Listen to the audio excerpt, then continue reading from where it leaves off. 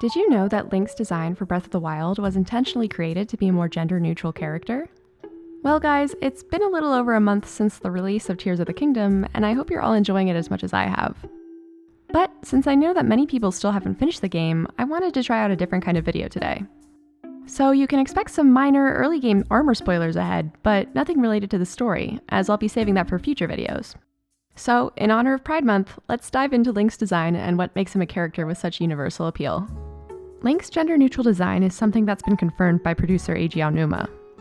Aonuma has previously stated that Link's design dating back to Ocarina of Time was intentionally androgynous.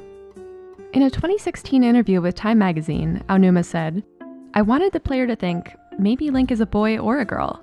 If you saw Link as a guy, he'd have a more feminine touch. Or vice versa, if you related to Link as a girl, it was with more of a masculine aspect."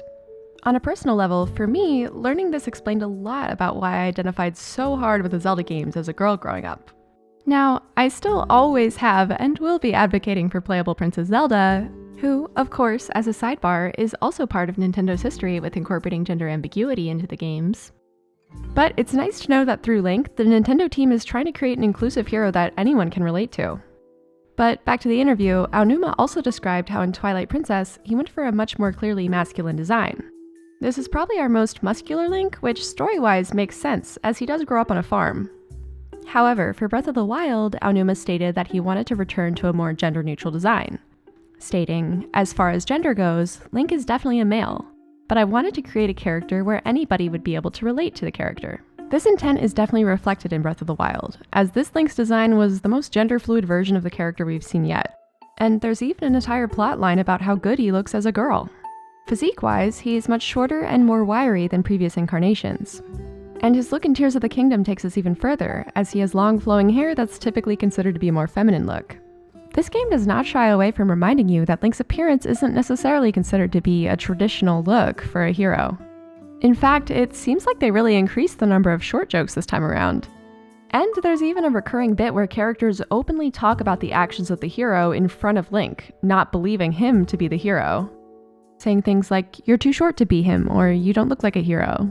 Obviously, Link goes on to prove them wrong, which I think helps to break down the typical view of what a hero looks like. And in a way, shows the player that no matter what you look like, how you identify, or even what you wear, you can be a hero too. This makes Link relatable and identifiable to an even broader audience, which is really cool.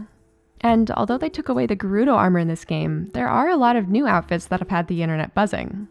This cold shoulder open back tunic from the Frostbite set featuring matching glow-in-the-dark nail polish, and of course the iconic CC hat where Link is sporting cute earrings and a purple lip, are both items that push the boundaries of fashion in the game.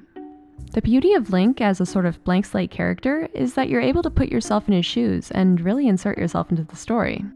For the same reason, keeping him a silent character has also been an intentional choice from Nintendo throughout the franchise, with the goal of preserving the player's relationship with the character and personal interpretation of the game.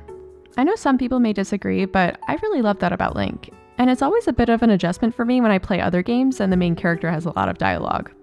But Breath of the Wild and Tears of the Kingdom took that concept of self-insertion further, by allowing the player to dress Link however you like, even if certain outfits aren't the most practical.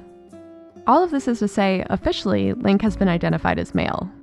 But the flexibility in gender presentation that Nintendo has allowed through Breath of the Wild and Tears of the Kingdom allows everyone, no matter how they identify, to see themselves as a hero. And that, I think, is a really special part of the game. Like I said at the top, I'm going to be making some more fleshed out story theories soon. I've been holding off since I want to avoid spoiling people, but I've got a lot of thoughts about the new game and just working to piece them all together. Anyways, thanks so much for watching, and I'll see you in the next video.